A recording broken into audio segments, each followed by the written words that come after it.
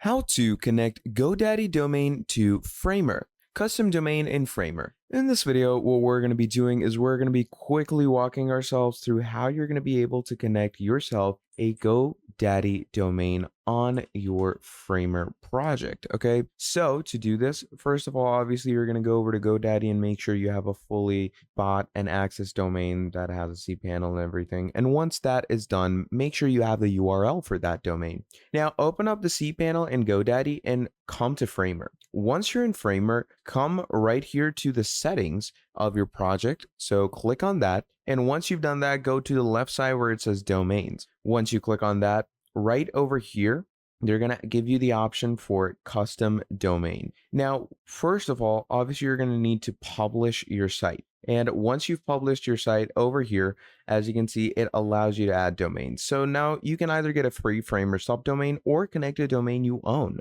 So first of all, you're going to want to make sure to get the upper plans for yourself.